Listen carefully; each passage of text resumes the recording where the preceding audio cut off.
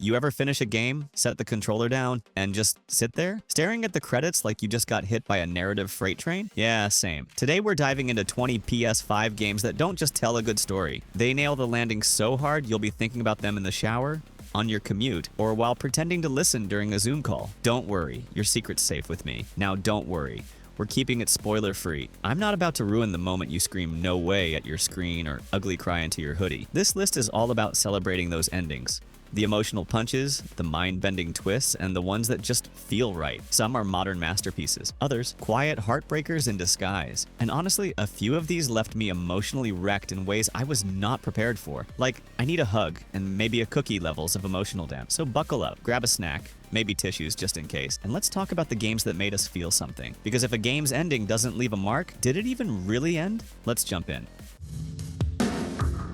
Mind blown. That was me after finishing Bioshock Infinite. This game starts as a trippy shooter in a sky city and ends with one of the most brain-melting twists I've encountered. It's famous for its ending. Even years later, people still dissect it. In the final hour, Infinite goes full multiverse theory and forces you to reevaluate everything. The revelations about Booker, Elizabeth, and the connections to the original Bioshock had me literally saying, "Wait, what?" at the screen. When Elizabeth calmly utters, "There's always a lighthouse, there's always a man, there's always a city," I got chills everywhere. The final scene that follows is bold and shocking and, honestly, emotionally heavy once the shock wears off. I remember sitting through the entire credits just to process what I witnessed. Fans on forums were calling it the ending by which all other video game endings should be judged. High praise. It's certainly one of the most talked about endings ever. Whether you loved it or found it confusing, it delivered that rare holy smokes moment only a game can, since you've been actively piecing together the mystery yourself. Personally, I loved it. It's an ending that respects the player's intelligence and sticks in your mind. Few games have dared to go as far out as Infinite did with its narrative, and for that, it's earned a spot in gaming legend. When you finish this game,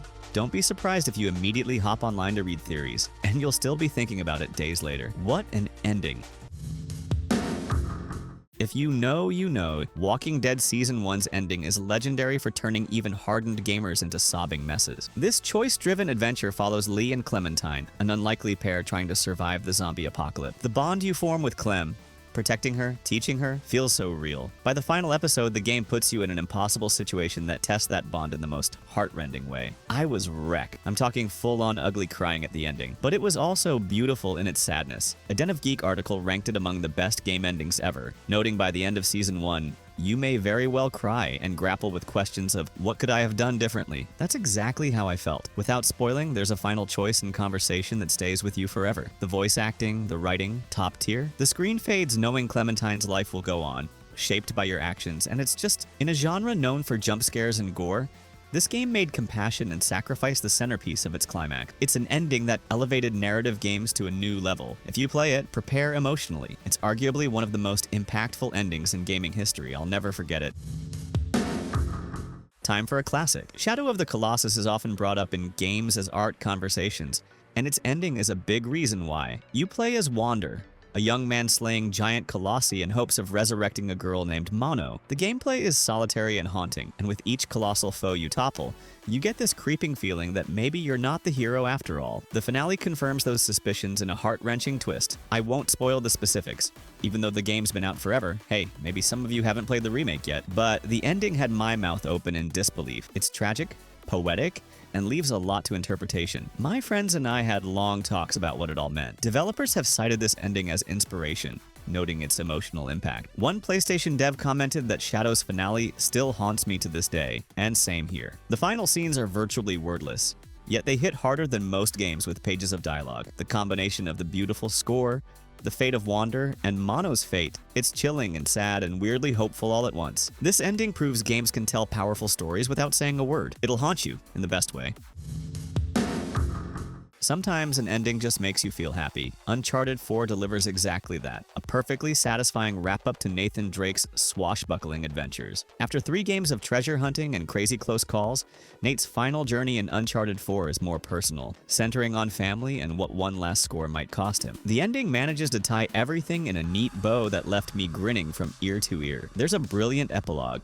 No spoilers. That is just pure fan service and heart. I remember just nodding, thinking, yes, this is how it should end. Den of Geek even highlighted Uncharted 4's wrap-up, especially praising its wonderful epilogue. It gives closure to Nate's character in such a warm, satisfying way. The final scene isn't about a big explosion or twist, it's about Nate's life after the adventures, and it's so well done it gave me goosebumps of joy. It felt like saying goodbye to an old friend on the best possible term. As the Naughty Dog logo came up for the last time, I felt content. A Thief's End sticks the landing for the Uncharted series with charm, nostalgia, and that sense of fulfilled adventure. It's the kind of ending that makes you want to applaud and then maybe start the whole series over again, just to relive the journey. If we're talking unique endings, Nier Automata wins by a mile. Or should I say endings plural? This game famously has multiple endings, A, B, C, D, but the one that truly cements its genius is the final ending, E. To experience it, you have to play through various routes, but trust me, it's worth every minute. Ending E is unlike anything I've seen in gaming. It breaks the fourth wall, it unites the player with the character's struggle, and it even asks you a deeply personal favor at the end, one that had me staring at the screen, stunned at what I was about to agree to. I won't spoil what happens, but I'll say this. The final sequence involves an epic shoot-'em-up style battle that turns into an emotional anthem of hope and community. I definitely got choked up as messages from other players around the world started appearing, cheering me on. It was beautiful. One article put it well. Nier Automata's ending E is insane. You just have to experience it to understand. The game's themes of existentialism, despair, and finding meaning hit hard in those last moments, but the ending somehow leaves you uplifted. Few games are as thought-provoking and bold with their finale as Nier Automata. It's an ending that literally sacrifices itself to make a statement on hope, and it left my mind blown and my heart full.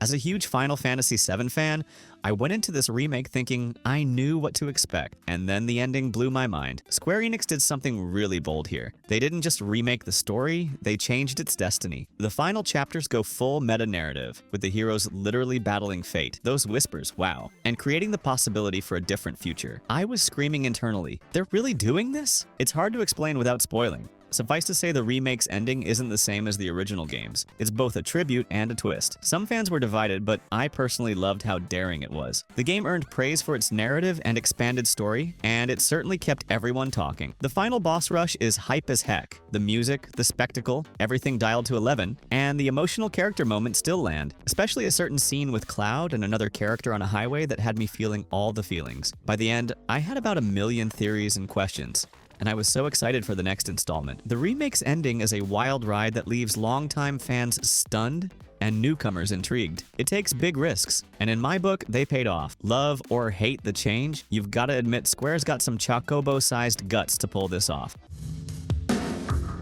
If you love choose-your-own-path stories, Detroit's ending will be right up your alley. This game is basically an interactive sci-fi thriller, where your decisions as 3 android characters determine who lives, who dies, and the fate of an android-human revolution. Talk about pressure. By the finale, all your branching choices converge in one of many outcomes, and achieving a peaceful, uplifting ending felt insanely rewarding. I managed to get the best ending on my playthrough, after nervously navigating some final QTEs and dialogue choices. My heart was pounding. Seeing the characters I'd grown attached to survive and find hope in the end gave me a genuine emotional high. But if you mess up or choose differently, you can get tragic endings that are downright gut-wrenching. I peeked at YouTube and out. What's cool is that every ending packs an emotional punch in its own way, thanks to our investment in these characters' journeys. The game really makes you care, and when the credits roll, you feel the weight of your story. One Medium article noted, "The emotional investment pays off. You feel catharsis for the characters' victories." Couldn't say it better. Whether your Detroit ending made you cry tears of joy or sorrow, it's an experience you won't forget. Few games make player choice feel this impactful in the finale.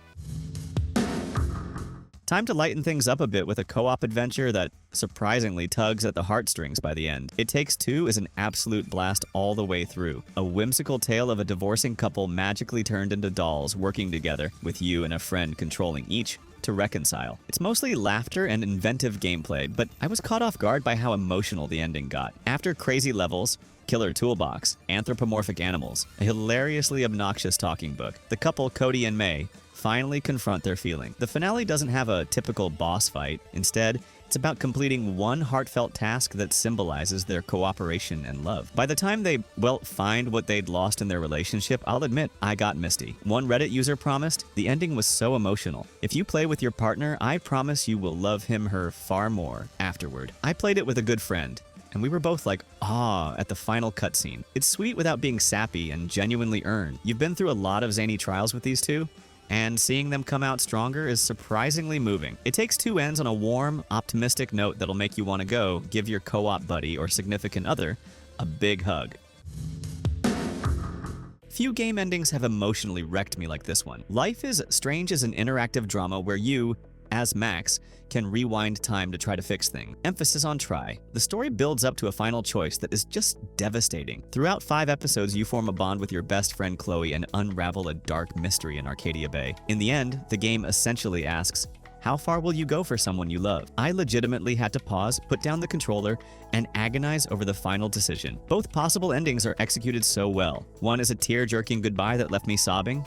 The other is a bittersweet price paid that's equally gut-punching. A review summed it up nicely. In Life is Strange's final episode, all of its themes come to a head in a magnificently executed conclusion. So true. The ending cinematics, accompanied by a haunting song, Spanish Sahara, or obstacles depending on your path, absolutely destroyed me in the best way. It's an ending that shows the true cost of Max's time-altering powers and forces you to live with a hard truth. Not gonna lie, I had a good cry and a long think after finishing Life is Strange. Few games captured the pain of growing up and letting go like this one does in its finale. How about an ending that's both hype and heartfelt? Persona 5 Royal, the enhanced edition of the beloved JRPG, delivers exactly that. After 100+ hours of building friendships and fighting for justice as the Phantom Thieves, it all comes down to one last heist against an epic final boss. The ending sequence in Royal is actually expanded from vanilla Persona 5, giving more closure to the characters. And as a longtime fan, I ate it up. Without spoiling specifics, the final chapter has a very touching farewell between the main character, Joker, and his friends, followed by one last stylish send-off. Let's just say the attic has never felt so emotional. The game has been widely praised as one of the greatest ever made, especially for its story, and the ending is a big reason why. It ties up the themes of rebellion and friendship beautifully. I may or may not have gotten misty when the credits rolled with an upbeat song. It felt like saying goodbye to dear friend. The Royal version's true ending is Chef's Kiss, hopeful, a little bittersweet, but ultimately uplifting. If you invest in Persona 5's journey, the finale will steal your heart one last time, Phantom Thief style. Time for an RPG masterclass in ending. The Witcher 3 is lauded for its story, and boy does it deliver at the end. Actually, multiple ending. As Geralt of Rivia, you spend this massive adventure searching for Ciri, your surrogate daughter, and your choices shape how it all wraps up. Get this, there are a few different outcomes for Ciri and Geralt, depending on what you did. Thankfully, my first playthrough I landed what many consider the best ending. No spoilers, but it involves Ciri's fate and a certain Witcher life. And let me tell you, it was incredibly satisfying. I was literally cheering at the screen. One list of best game endings ranked Witcher 3's Ciri becomes a Witcher ending among the top, calling it a standout moment. It just feels right as a conclusion to Geralt and Ciri's journey, delivering on all the emotional buildup. Even the bittersweet or tragic endings in Witcher 3 are powerful in their own way. I watched them later out of curiosity and got chills. The common thread? All are extremely well written and give a sense of closure to Geralt's long saga. Few games reward your role-playing decisions with such poignant final scenes. Witcher 3 absolutely earns its reputation. By the time the credits rolled, I knew I'd experienced one of the greatest RPG stories ever told. Let's pivot to a mind-blowing sci-fi ending. Horizon Zero Dawn follows Aloy, a hunter uncovering the mystery of a post-apocalyptic world overrun by robot creatures. The story is fascinating throughout, but the big reveals in the endgame truly elevate it. Just when you think you've solved everything, the game throws in a twist that redefines what heroism means for Aloy. I won't spoil the specifics. There's ancient AIs and past secrets involved, but I found the ending both epic in scope and deeply personal for Aloy. It wraps up the main threat while setting the stage for a sequel in a way that made me pump my fist and say, bring on the next game. Critics praised Horizon's story and world building, and its ending is a big reason why. One fan noted how Aloy finding what she was looking for was such an emotional ending. I definitely got misty-eyed during a certain quiet moment when Aloy discovers a connection to her past. It's a beautifully done conclusion that gives closure to Aloy's quest and leaves you pondering humanity's future. If you dig sci-fi with heart, Zero Dawn's finale will stay with you. This shorter spin-off packs a serious emotional punch too. Miles is a newer Spider-Man finding his footing, and by the end of this game, he truly steps up. The climax involves Miles facing a person he cares about who's on the wrong path, leading to a showdown that's as emotional as it is explosive. I was surprised how invested I got in Miles' story. Credit to the writers for making it resonate. The final sequences are equal parts heroic and heartbreaking, as Miles has to make a very tough call to save his city. According to one review, the ending proves to be very emotional, and I couldn't agree more. I mean, I knew knew I was playing a fun comic book adventure, but I didn't expect to get teary-eyed at the end. By the closing scene, I was also grinning through the tears, proud of Miles and how far he'd come. The game's motto is be greater, be yourself, and that sentiment shines in the finale. It's a feel-good and feel-sad ending that solidifies Miles as a hero in his own right, leaving your spidey senses tingling with emotion.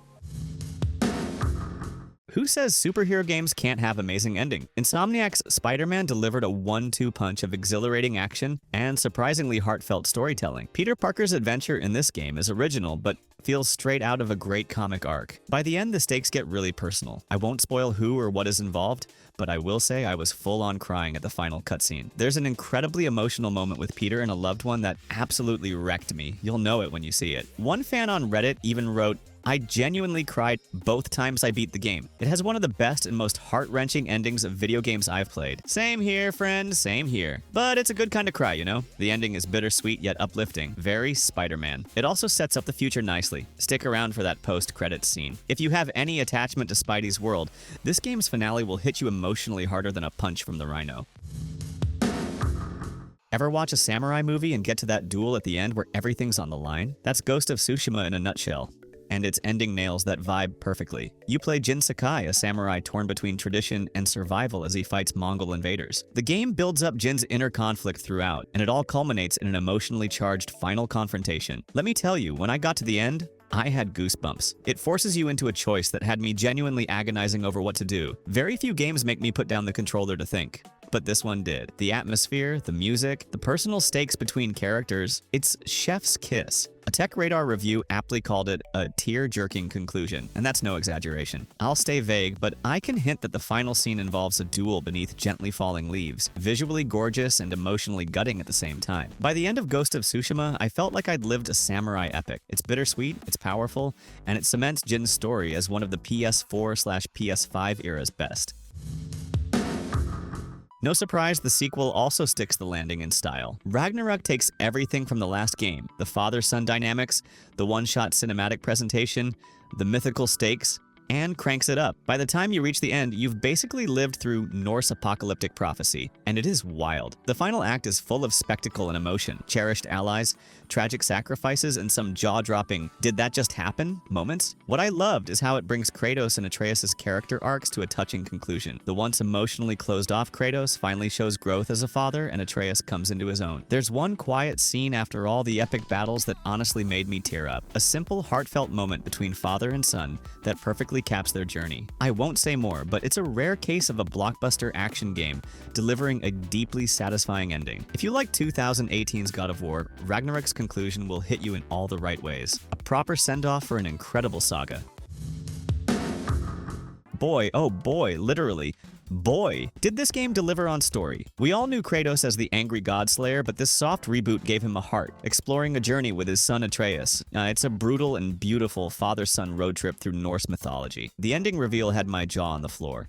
If you know, you know. The way the story wraps up manages to be both satisfyingly complete and set up future adventures. By the end, it recontextualizes everything you've done. Without spoiling specifics, there's a moment where Atreus learns something about himself, and you realize this journey was building to that all along. I remember getting chills as the clues clicked into place. Critics adored the narrative direction here. It took home a bunch of Game of the Year awards, and for good reason. The finale's emotional payoff, including a moving farewell on a mountaintop, shows that even a rage-filled Spartan can star in a story with real heart. If you haven't played it yet, trust me, the ending will make the whole epic trek worth it.